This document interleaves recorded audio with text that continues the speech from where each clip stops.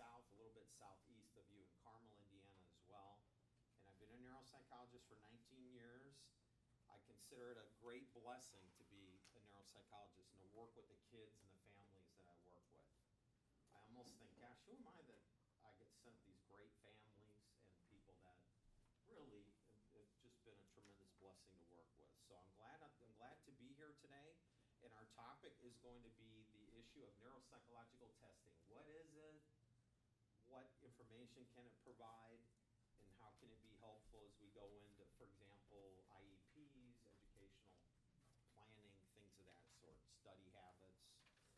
And it's probably, has anyone seen a neuropsych evaluation or had one? Yeah, there's a couple people that have. Okay, so is there anyone that's never heard of it?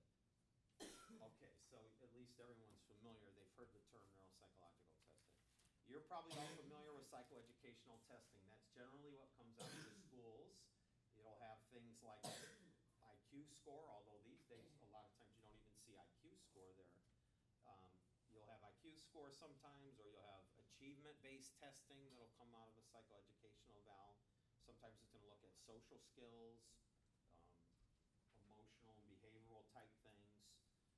I'm sure everyone's had a chance to see those type of evaluations. Those are the traditional evaluations done by schools under Article 7 to see if there's, if a child is eligible for services in school. Psychological testing is probably something that you've all seen as well. It's a little bit more on the emotional, social, behavioral side, psychological testing. There's an old joke that if you have 3 psychologists in a room, they'll have 30 opinions between them. And that might be overly optimistic, I don't know. But, so there's, and I don't say that pejoratively, I say it because the psychological piece in terms of emotional functioning, things like that, is much more complex. Why do people do what they do? Why their emotions and their behavior and their interpersonal skills are the way they are. And there's so many different theories to explain that. So psychological testing can vary quite a bit depending on who you go to and their explanation of why you're observing certain things. Neuropsychological testing, and there's other kinds as well, but neuropsychological testing is more brain-based. So what you're doing is you're looking at assessment instruments that are empirically based. In other words, they're some more scientifically based. That is, there's been formal research. It's not that there's not standardized norms for psychological testing, but neuropsychological testing, again, is more on the brain-based side. So we'll obtain scores and then look at a score pattern and see if it's consistent with a specific disorder of some kind. And so it's a little more, it's more cognitive based, and I just think some of the measures are just, they're more empirical. They're a little more scientifically based than some of the traditional psychological testing. So having said that, I've got a list there. There's 7 or 8 different disorders that are commonly assessed with neuropsychological evaluation. That's not an exhaustive list of everything, because there's some neuropsychologists that just focus on the elderly, so they would look at things like dementia or Alzheimer's or Parkinson's, or there's other people that focus on head injuries, litigation cases where someone's in an accident and they get a brain-based injury. Some people are more on the sports psychology side, neuropsychologists, so they're working with athletes who have had various traumatic brain injuries. Most NFL teams now have neuropsychologists. So early in the season, before there's any kind of action out on the field, all the players are given neuropsychological assessments. In high schools as well, there's usually computer-based things, not necessarily by a neuropsychologist, but there is computer-based testing available now that you'll see in high schools and colleges as well. The goal of that is get a baseline. In other words, what was my functioning back here? Then if there's an injury, you can re-administer the test and compare your baseline to your current level of functioning and see if there's some kind of brain pathology there. So there's a lot of different areas, but the areas I predominantly work in are ADHD. Everyone knows what that is pretty much. It's a disorder of self-regulation that involves attention, social skills, impulse control, frustration, tolerance, and so on. Dyslexia is really a fancy name for a reading-based disorder that may also co-occur with a writing-based problem. Dysgraphia, you have dyslexia with or without dysgraphia. And that last one there, dyscalculia, which is like a math problem that sometimes can come along with dyslexia, but it also can occur independently of the diagnosis of dyslexia. So dyslexia is more like a reading, spelling, comprehension, and sometimes writing-based disorder. Autism spectrum is really a spectrum now. In the DSM-5, of course, Asperger's disorder has been removed, and because there used to be a differential between high-functioning autism and what's called Asperger's disorder. Now it's just all under, I think there's just one code, if I'm not mistaken. There's some other things in there, like semantic pragmatic language disorder, which I still have never seen it diagnosed, honestly, in clinical practice. I mean, it may exist on a research basis, but I've never seen it diagnosed, ever. I've always just seen autism spectrum. So these are kids that have social deficits, sensory problems. They have trouble with reciprocity in terms of communication and the pragmatics of communication.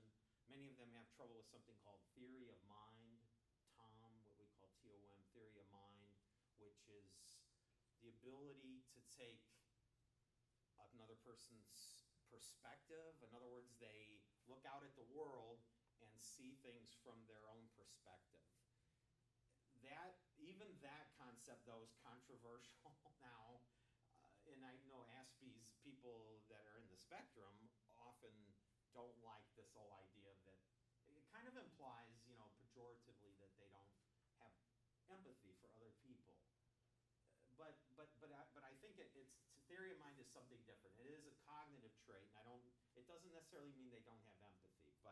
And there's other deficits: facial recognition, you can have visual spatial deficits, motor deficits with autism spectrum. We talked about dyscalculia, just a mathematical disorder. The primary deficit there is something called number sense. Number sense, there's a great book called Number Sense out there, and I think he's French, Derna? I don't know how to pronounce it in French, but it's one of the best books. It's called The Number Sense. It's a great book on mathematics, talks about that's an area of personal interest for me, is mathematics, and it's interesting how mathematics is processed in the brain, both normal mathematics, so-called mathematics, number sense of people with dyscalculia, and then those on the exceptional end who may be extremely gifted with numbers as well. Just some of the differences in the brain that have been found. It's really, I just can't get enough of that kind of stuff. It's fascinating. So in everyday life, that disorder looks like trouble identifying. Early on, it's going to start with counting, going to start with the sense of where numbers fall in sequence, which number is greater than another number, where numbers fall on the number line. There's a number sense encompasses a broad range. It's kind of you might call it an intuitive feel for numbers. And people that have dyscalculia, they're lacking that. And again, we don't have time to go into why that is, but it's fascinating. We still have a lot to learn. Dysgraphia is an expressive writing disorder, basically. It's trouble getting your ideas down on paper. There is a quality about it that has to do with penmanship, or just the visual motor aspect of getting the actual words written on paper. But at the same time, it can also encompass this idea of just trouble getting what's in here down on paper, not just the handwriting or the penmanship aspect of writing. It can encompass more the fluency and some of the grammatical aspects of writing as well. CAPD is called Central Auditory Processing Disorder. I think it's underdiagnosed. I don't believe it's even officially in the DSM-5. When I've gone to code it for kids, I can never find a code for it. In the old 4, there was I can't remember what code I used to use for that, but it is, I think it's a real disorder, central auditory processing disorder. It's something you can often see with kids that are dyslexic. You can see it sometimes, it's a receptive language issue that you see in kids in the autism spectrum. And then I've seen other youngsters who just seem to have this kind of auditory processing problem that would fall under one of the 4 different types of CAPD, but it's not a peripheral hearing problem. It's more about what the temporal lobe here, usually on the left side, and most right-handed people, what the temporal lobe does with auditory input, basically. So but you can find sometimes there's a history of ear infections in people with CAPD. Some may have some mild sensory loss as well, but it's really more about how information's processed in the brain, auditory input, and then how it's integrated with our responses, our output. So it's an interesting diagnosis. I think it's a real one. I don't know why there hasn't been a committee on the DSM to study it, but hopefully in the future we'll see something like that. Giftedness as well. Just because a youngster has a special need doesn't mean that they don't have some exceptional capabilities. If you put in the number 2 and the small letter E on the internet, you'll get a huge world that comes up called twice exceptional. So twice exceptional kids are, well, they're my kids. They're the ones I see all the time. They are down here for this capability, but they're down here for this capability. You know, if you look at the normal distribution, they have qualities that kind of run up here, but they also have some that run over on the other side as well. So that's been referred to as twice exceptional.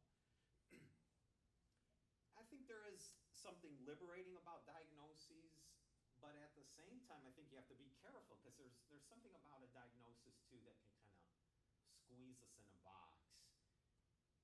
And I won't go off on a soapbox right now, but I can tell you that categorical diagnosis, which is what DSM-3R and 4 and 5 have tried to do with these issues, is not the best. I'm convinced the dimensional approach that looks at these things on a line would be a much more accurate way, rather than trying to emulate the medical field and say, well, this is a categorical diagnosis means this is the circle that you have to fall in. Whereas dimensionality, like the autism spectrum, it implies, you know, you've got someone that's along gradations, you know, increments. And they could be down at this end or toward the middle or toward, but so often we have trouble with diagnosis because, again, we're trying to fit everybody in these neat little boxes or circles. So often they overlap. You see all these overlapping circles. That's all I see. That's called comorbidity, where you got some of this, some of this, some of this. Over the years, it's just kind of taught me real life is more complicated, and there's got to be a simpler, more elegant way to diagnose. But you're not going to convince people that have been researching this for 50 years that there's a better way to do this. I think dimensionality, and there's computer-based models that could work better. But again, that's the system we have. So that's what we have diagnostically. These are the main disorders I work with. It's not to say there aren't other spins on some of these things.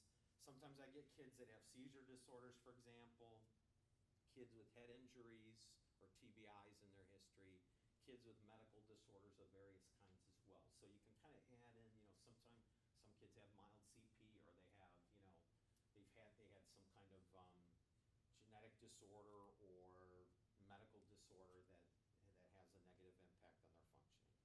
Okay, so having said that, these are some of the main areas that neuropsychological testing can be a useful tool to elucidate the diagnosis and also help with the treatment plan. IQ is important. I don't think it's everything, but on the other hand, I don't think it's nothing either.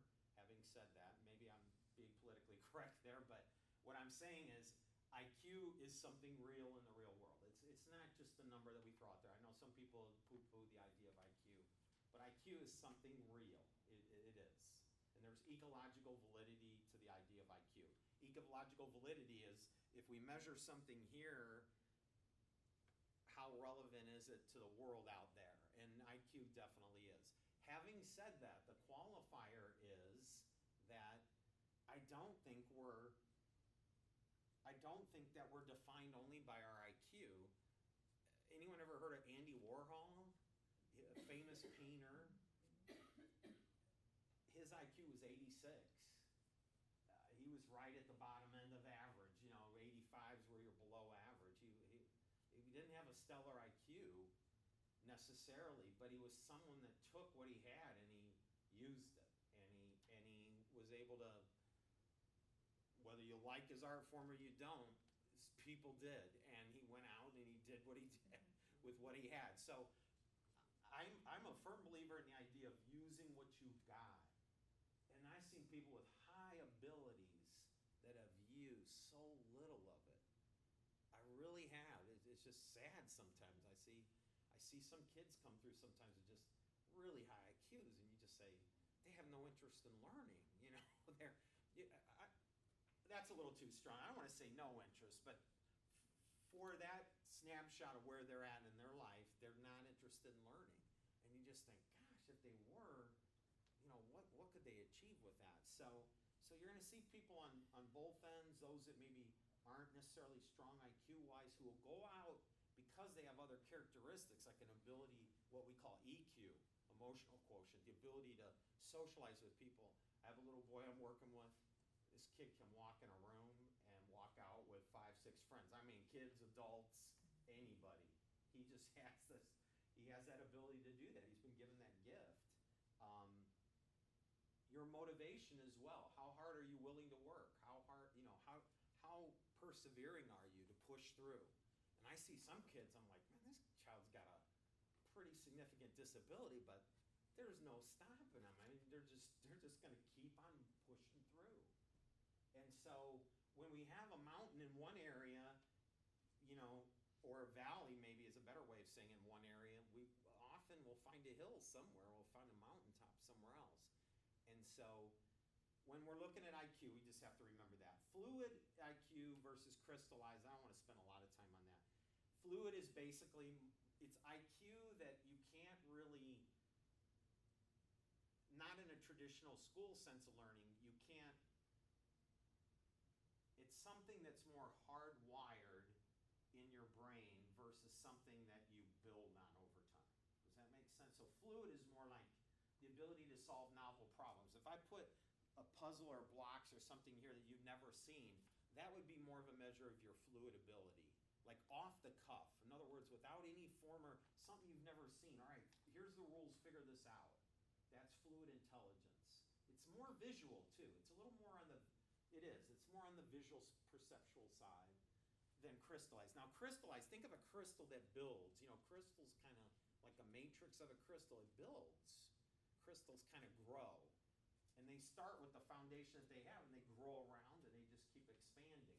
That's what crystallized intelligence is. It's the ability to, so it's more school-based learning, right? It's the vocabulary, your fund of knowledge, the things you've been exposed to. I'm not a purist, though. You can't really, again, these are separated, in testing and on paper, but in the real world, now there's some research that PACE, P-A-C-E, processing and cognitive enhancement, again, put in PACE, capital P, capital A, capital C, capital E, processing and cognitive enhancement. There's some evidence now, and I think it's fairly good, that you can improve even your fluid intelligence abilities with some of the cognitive games and sites that are out there. Be careful with these sites. Lumosity's one. I mean, they'll just promise you the whole. I mean, they'll promise you everything, and it just doesn't work that way. I mean, come on, folks.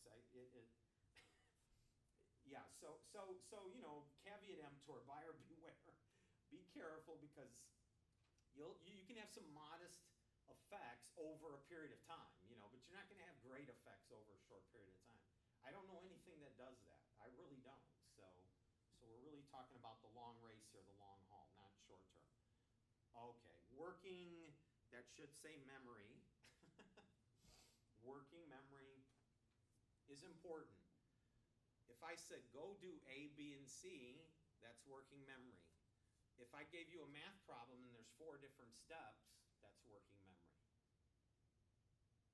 Working memory is holding something long enough to use it or to act on it. Kids often with learning problems, autism spectrum, ADHD especially have working memory problems. So they leave things, forget things. It's forgetting in a sense.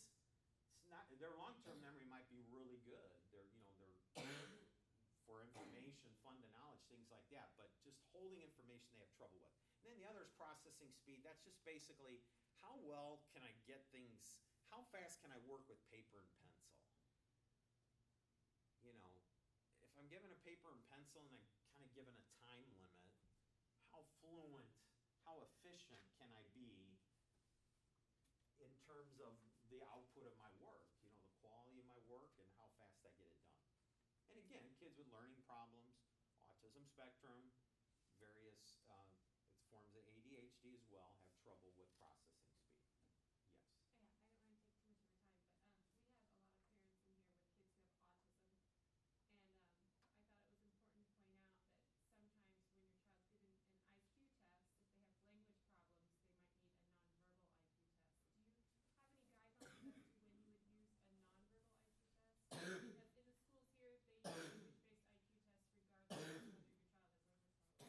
That's an excellent question. The question is, kids who may have language delays, how valid is the verbal IQ score, more on the crystallized side? Again, remember, crystallized builds, so if you're not talking and communicating, you're not building.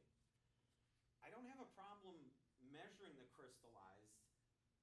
I have seen kids, though, over the years, more than one, probably enough to count on both hands at least, who've been diagnosed as some mild cognitive disability, and it turns out that it's not. So I don't have a problem measuring the crystallized when they're young, because you can show improvement with it. But what you have to do in your report is qualify. I really, and I can get a sense of that. It's like, no. This kid, based on what they're doing on the fluid side and some of the things they can do, problem solving and otherwise, you're like, nah, their score's got to be higher. So you would want to just qualify that, like, we don't have a crystal ball, so we're not going to know until they're tested a year or 2 later. But especially kids 3, 4, 5, gosh, you really have to be careful about the crystallized score at that age. Most the Stanford Binet and the WEX are both measure fluid and crystallized aspects, so you are going to get more that visual piece as well, where there's less verbal exchange. The Raven's progressive matrices as well is another good test. It's almost completely it's completely nonverbal, other than the simple instructions that are given at the beginning. So you can't. There's Kaufman and some others as well for nonverbal IQ. I still like the Wexler scale just because I've used it so many years, and I just know how the scores all work together and how it runs. And so young kids 3, 4, and 5, you may not get an accurate IQ. You may have to go back. I've seen it again and again. A lot of those kids have language delays. So it's a good question. Academic achievement, you always want to look at, and it's pretty standard. You're going to look at reading, writing, math. You want to look at reading comprehension. You want to look at the fund of knowledge of the youngster, science, social studies, humanities, things like that is helpful to look at. Can you have a psychoeducational evaluation where all this stuff looks pretty good or within the limits of average? Yeah, and still have significant problems? Yeah. Let me say, still have at least mild problems. Mild to mildly moderate problems. And the academic achievement can come back. Remember, average is a range, so sometimes schools will say, well, they fell within average range, Yeah, by the skin of their teeth they did. It's a score of 86, again, is different than a score of 110 or even a score of 100.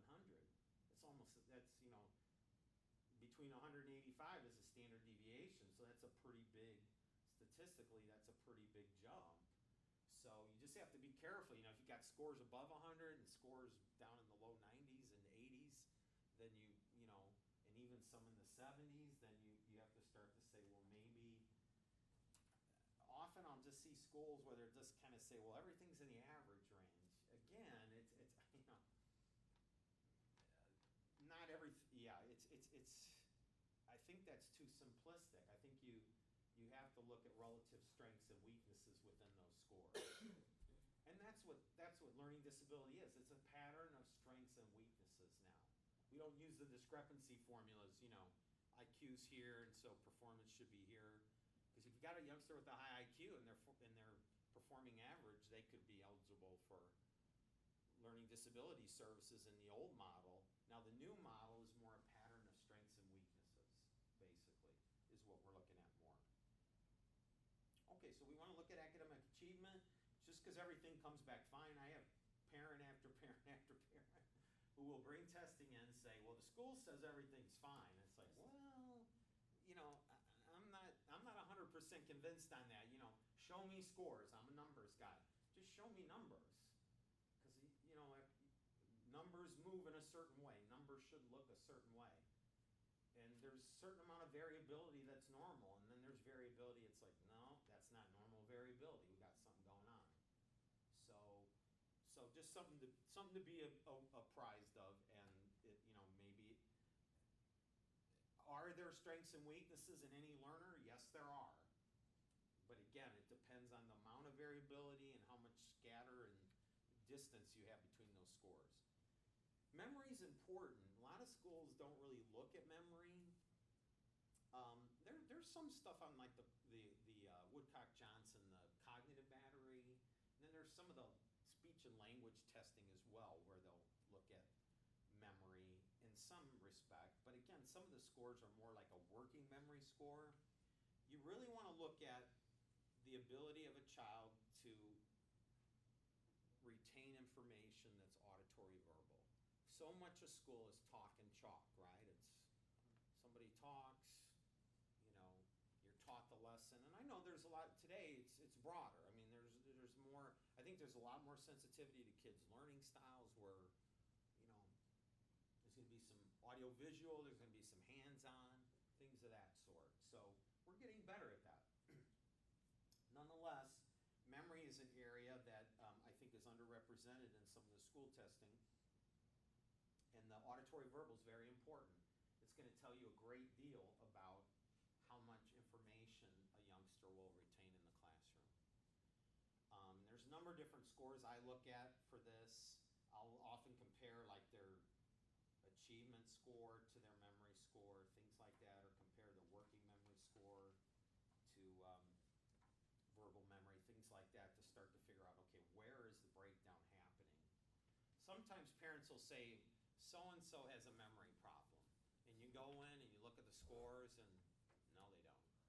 Memory's just fine. But often, working memory can be problematic. Attention can be problematic. So if this room were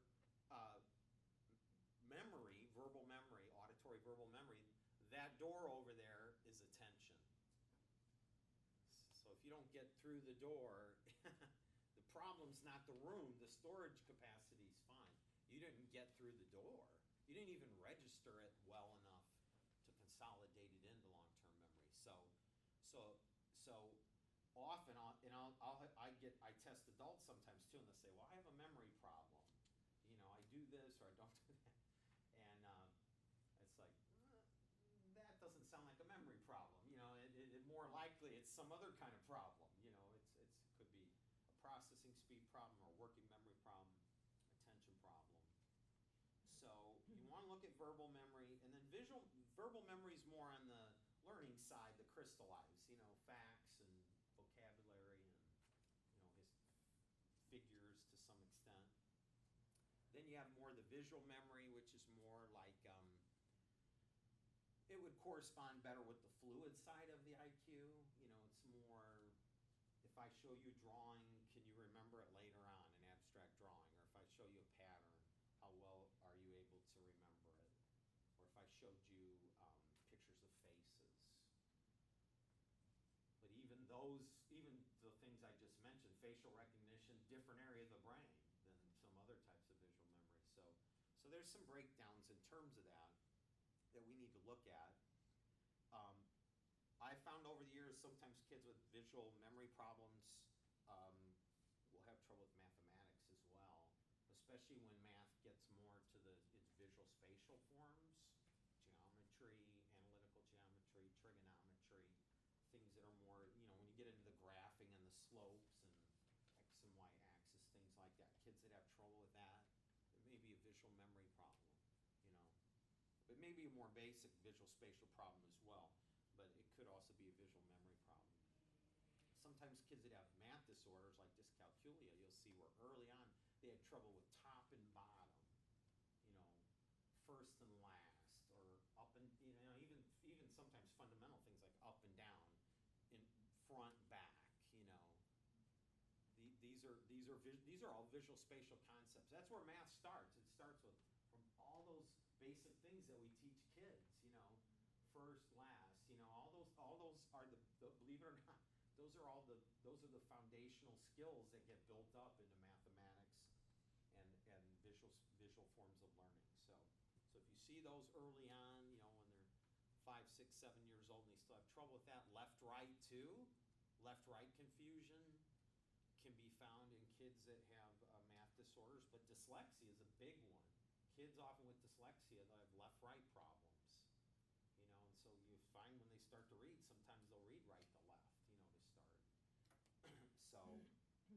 So, or they have trouble to put their shoes on the wrong feet, or they have to stop and think, you know, they'll, oh, left, okay, this way, okay, you know, so visual spatial skills are important to look at. Obviously, you want to look at attention. Attention's important. Again, attention's kind of the front door into the school of learning.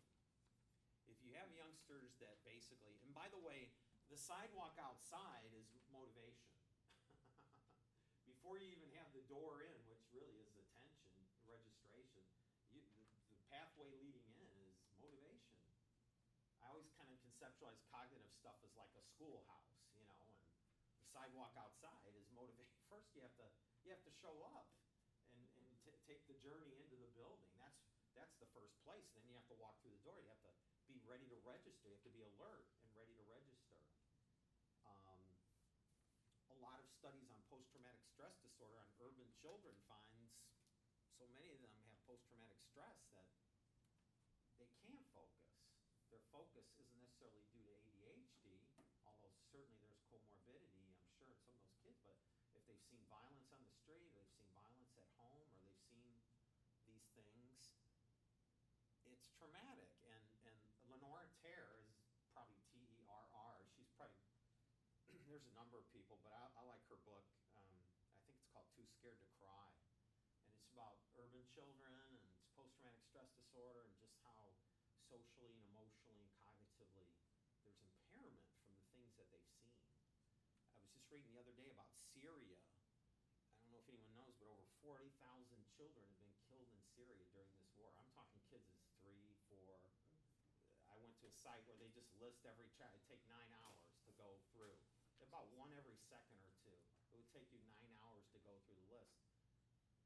Those children that have survived, so many of them have post-traumatic stress disorder because they're just the bombings and the death and the violence that are around them day after day. So realize there's other, you know, and I say motivation, there's those emotional issues too out here, out on the front lawn, you know, that can impair a child. It's not that, you know, we have to be careful. In other words, we have to be careful about saying, well, it's their own personal motivation.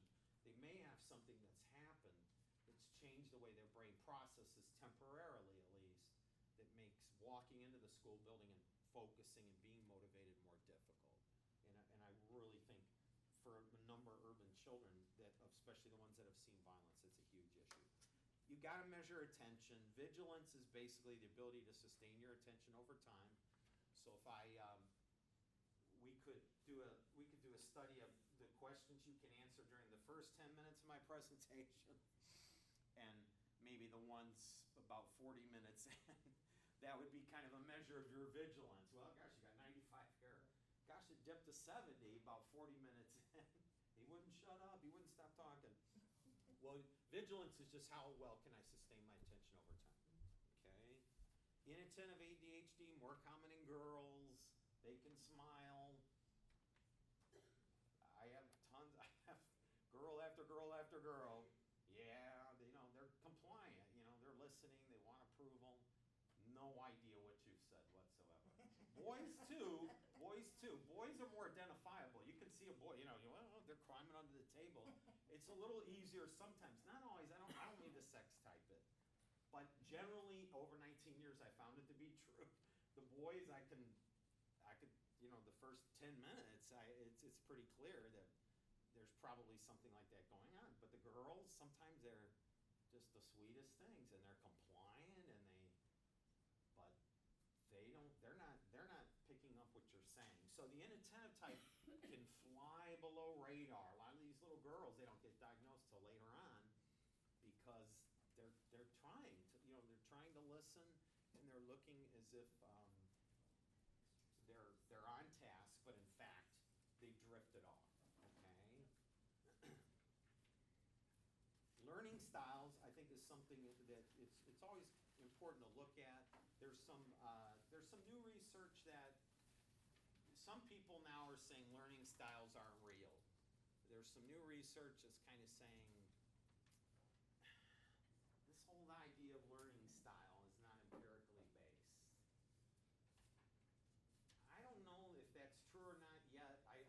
Because I do see youngsters that seem to have a preference about how they learn.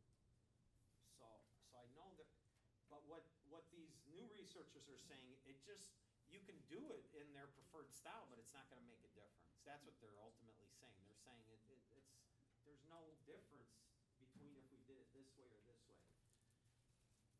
Let me say this. I think they're picking up something, but I don't know that we have to throw the baby out with the bathwater, as the old saying goes. I think there's still validity to the idea of learning styles. I can tell you kids in the autism spectrum in particular are strongly visual learners. Not that they can't pick things up auditorily, but they're strong visual learners, and they always want to go to the visual mode to learn. And so some people might argue, though, well, that's not really a learning style or preference. Maybe that's part of the disorder itself. Well, I mean, I don't want to pathologize everything. Every quality that a human being has is not some sort of pathology. It's just not. And again, as I mentioned earlier, you got these youngsters that have these valleys, but they have hills and mountaintops sometimes and plateaus that make up for it in other areas. So I think there is something to learning style, and I like to try to, at least when I'm doing my testing, get some sense of how I think a youngster learns and what other supplementary ways of learning might help them in the classroom and so on. And I'll even list ways in the report that just kind of say, this is my thought on, this is a project-based learning, PBL. This is more of a project-based learning youngster. This youngster, they do have a strong auditory ability, so they're gonna need more talk and chalk. They're gonna need discussion, and they're gonna need auditory input to really help them learn optimally. And then you have those kids again that are very visual. You can blah blah them, they're gone. It's the Charlie Brown thing. You can talk all you want, but they've tuned out. Their auditories, they can't maintain their auditory attention that long. You put it on paper and they're like, oh yeah, I'm good to go. How many of us are like that? We adults have those same preferences. Okay, so it always helps to take a look at learning style and preference. And again, it'll be interesting to see where the research goes. I still don't feel like we should throw this out yet, the whole idea of learning style. Motivation, important. Like I said, if school is a building and attention is the front door, motivation is kind of the sidewalk into the building. Mark Twain has has a quote that's attributed to him. I'm assuming he made it, but we'll never know. He said, "I never let my schooling get in the way of my education." And I really like that quote because schooling is a formal process we do, and it's necessary. I mean, you can't, the way back when in, 60s and 70s, there's super learning and all these different things. Well, if you just let kids sit back and relax, they'll just pick all this stuff up. No, they won't. You have to have schooling. You have to have formalized instruction of some type to get it in and to help them develop their skills. But having said that, there's still this process of learning that I think continues hopefully throughout our lifetime. That our schooling part was, okay, this is what I was required to do, but now how much do I want to go out still and gather information about the world and be curious about the world and learn about the things in the world, because you'll never end with this ability to learn. And every day I hear new things. It's like, I never knew that. Sometimes I have kids come in my office and they tell me things, and I tell them, I say, that's pretty cool. I never knew that. I learned something today. But in order to do that, there has to be a basic motivation about learning itself. The problem is kids that have, twice exceptional kids here are really, I think, noteworthy because they have this ability up here, but they keep falling down here. Can you imagine how frustrating that is? I mean, there's this huge gap between, people tell me I'm gifted or I got this ability or that ability, but then when I go to use it, I tend to fall down here. And I've seen it in kids before. I remember this one kid, he drew this picture and it was like this huge chasm between, he had like these two, I can't remember exactly what it was, but I thought, boy, if you could draw a picture of what his world was, it was that picture. It was the old adage that a picture's worth 1,000 words, and I thought, boy, that's really insightful. He was this highly gifted kid who couldn't pay attention at all. I mean, at all. And so motivation decreases because kids have this sense of like, I'm trying. I'm working. I'm trying to focus. If a third grader can't figure out, if parents, think of it this way, if you as parents, with all the experience and knowledge you have, can't figure out how to help your kids sometimes, imagine their world. They're in third grade, second grade, fifth grade, even if they're in eighth grade or 10th grade, it's still a sense of like, I don't know, I'm doing the best I can. I'm using the tools I've got in my box, and I'm just not getting anywhere. So sometimes motivation can decrease because of that, because there is a real disability in there. And I get dads sometimes say, well, I don't want my son labeled, or I don't want my girl, with some kind of label. And I always have to explain to them, moms too sometimes, seems like a little more on the dad's side, but I have to explain to them, it's liberating. Now that you know what the terrain looks like, all the landscape, that's liberating. Because now you can get from here to here until you know what the landscape is. I mean, you may be going across Death Valley. You better be ready for that. I mean, you better know where you're heading. And so testing, I think, can be liberating in that sense of, okay, now we know what the problems are. So kids have to be motivated to go to school. One of the saddest things I see I have this inventory that I use in my practice, and one of the sentence stems is, I go to school because, and then they have to finish it. And I don't know how many times, it would take probably the fingers and toes of everybody in here, plus some, to count the number of boys in particular, sometimes girls though too, that will put, because my mom and dad make me. I can remember kids as young as 3rd or 4th grade saying, because it's required by law. So that's a youngster that, again, they might love learning or they might like learning, but the process of schooling, they're already turned off by it. And I can see it as young as kindergarten sometimes. I'm like, oh Lord, help these folks, because it's going to be a long road, to the all the way to high school, college, wherever they're going to go, So motivation is always important to look at. If you see motivation starting to decline in a youngster that's otherwise bright, or you see a lot of capability, something's up. Something's up with that child, okay?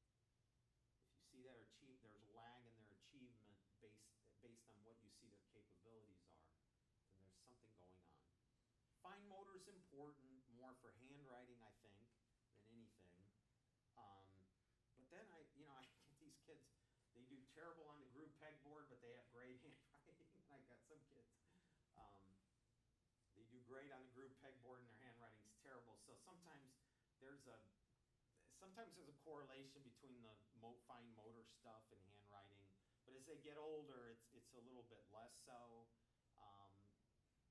I like to look at the fine motor, especially in kids that might be in the autism spectrum, for example, or kids that may have, dysgraphia. Those are the youngsters that it's important to start looking at their fine motor skills. Sensory stuff is always important. But what's interesting is this. Sensory processing disorder can be found in ADHD. It can be found in autism spectrum, and it can also be found in learning disability. The relative weightings of those, and I can't explain to you all the differences, but if I can see them on paper, I can say there they are. They're different for each of those groups. The ones that have the strongest overlap are ADHD and autism. Sometimes they look almost indistinguishable. Usually with autism, there's going to be more sensory than ADHD, but not always. Sometimes I see kids with ADHD that have a lot of sensory issues, just like kids in the autism spectrum. So this is a problem in the field right now because severe ADHD and mild Asperger's they're right there. And one clinician could say, I think it's severe ADHD, and another could say, oh no, I think we have autism, mild autism. So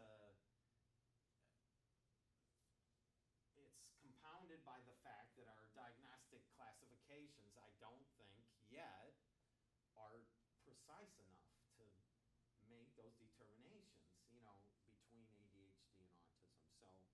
So sensory is important. A lot of kids, for example, with ADHD, they'll have auditory filtering problems. Almost invariably, I can turn that up and say it. Oh yeah. I don't even have to score it. I can just look. I know it's going to be low.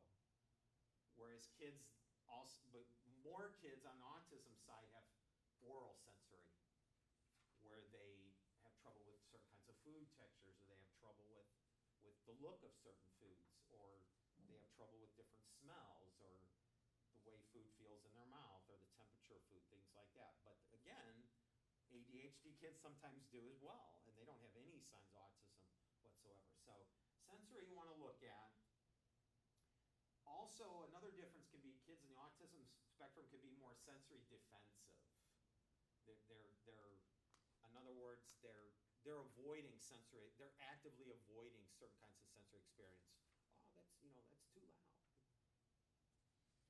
Whereas kids on the ADHD side are more sensory seeking. Oh, let's see, they're using their hands and they're kind of seeking out sensory experiences. But again, there's no cut and dry there. I'll see kids with ADHD that have oral sensory, and some kids in the spectrum, especially if they have overlapping ADHD, will be sensory stimuli seeking as well. So it's interesting how these things all work together. Again, as I mentioned earlier, categorical diagnosis, it's problematic, but it's what we have right now. It's the best tools we have, and we just have to go with it. So fine motor you want to look at. You want to look at sensory. Auditory processing and listening, I think, are important to look at. Dyslexia, there's a certain subtype of dyslexia where you can have central auditory processing disorder that goes along with it. Dyslexia is primarily here in this left hemisphere, the sylvian fissure, where phonemes, or the sounds in words, are processed. All the words in English are made of 44 sounds. That's it. 6,000 languages on Earth, 6,000 languages and dialects. And human beings can make less than 100 meaningful sounds. That's it. Like I said, there's Kalahari Bushmen and other people that, that's just, but clicks, that's signaling. That's not really a language. Dolphins and all that, they say chimpanzees they don't have language. It's nothing. They signal like birds do, or any creature signals. Human beings are the only creature on this earth that has the ability for symbolic communication. There's no other creature anywhere that has that. So that's where it's processed, and that Sylvian fissure. Well, then a little further back is Wernicke's area, which is more receptive processing. In other words, auditory input comes in from the ears, and now you're comprehending it. You're saying, well, what does that mean? You know, go out in the hall and walk down 2 doors, and then go to the right, and, you know, it's the classroom with the, you know, the blue sign above it or something. You have to understand what that means to go and do it. First, you have to be able to hold it. That's the working memory piece. First, you have to hold it, and then you have to comprehend what that actually means. And so kids with auditory processing problems, like kids that have dyslexia, a lot of times auditory directions, they'll say, huh? Or what? Some that are a little more assertive and they can advocate, they'll say, could you repeat that? And some parents will report a disconnect. It's like we tell them something, but then they do something else. I can see it on the testing, because throughout the testing, there's standardized directions I give to everybody. They're the same. And sometimes I'll see kids like, there it is, something. They totally, and then sometimes I'll give the direction again, same way. Miss it again. Okay, that's a red flag. That's a red flag. If I see that a couple times in a testing session, we're going to put the headphones on. I'm going to start to do auditory testing because there's something up with their auditory processing. Again, that doesn't mean they can't hear. Their peripheral hearing can be just fine, but again, the input, once it gets to the brain, think about how much listening kids have to do during a day in a classroom. There's a lot. You have to figure out what to filter out and what to allow in. And then what am I supposed to do with the directions I have? And am I understanding what the lesson was and now how to, and so there's some kids with certain types of auditory processing, they get it, it clicks, but then when they go to do it, there's this mismatch between input and output. It's interesting to watch. I've worked with a number of these kids, and it's you kind of say, gosh, everything looks like it's in good shape. You know, it got in, but then when they go to connect it with frontal lobe, you know, output, there's a disconnect there. Autism spectrum too. Some kids in autism spectrum can have trouble with auditory processing, with receptive language, you know, taking in directions, taking in information auditorily.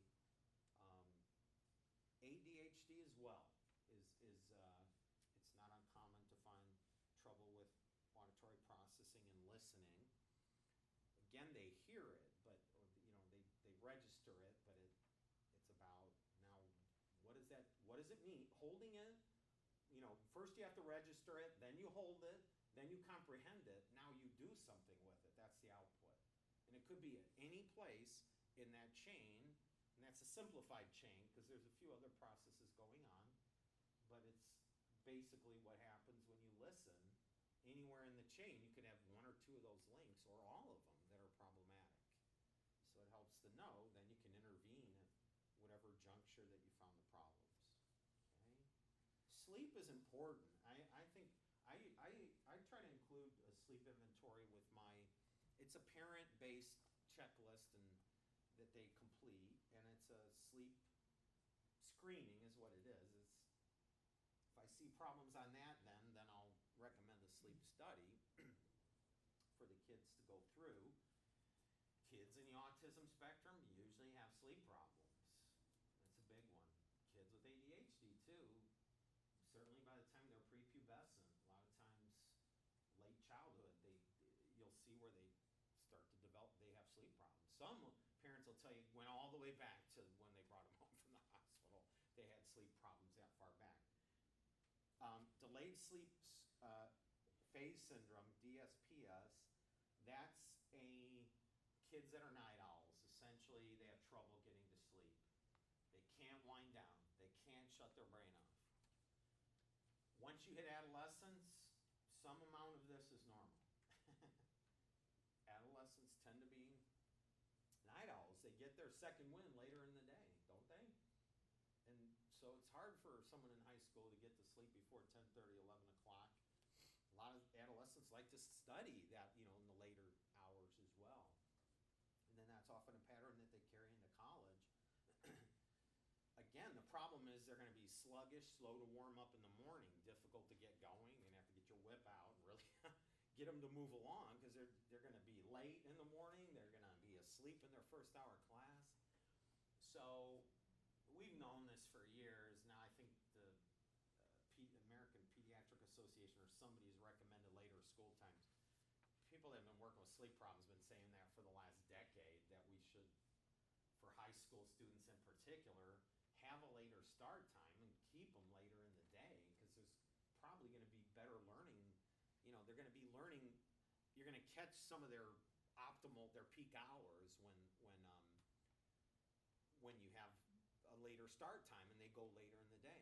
And I always ask adolescents, well, when's your peak study time? And they'll say, And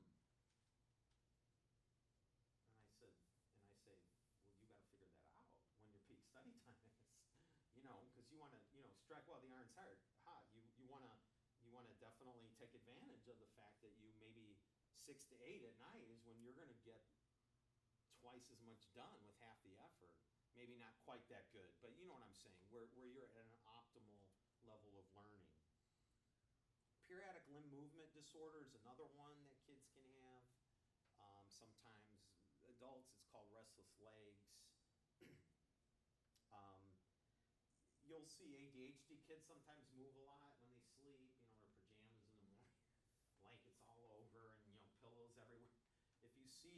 If you consistently see that pattern, it could be somebody that has something like that. Again, we don't want to pathologize everything though, because there's human variability is pretty broad. It is. So there's a pretty broad pattern of sleep, but when it starts to interfere with your functioning, that's when you know you have a problem. That's what the DSM constantly says. It has to interfere with your functioning. It has to be a big enough problem that it causes you trouble in everyday life. So there's also obstructive sleep apnea or upper airway resistance syndrome in children.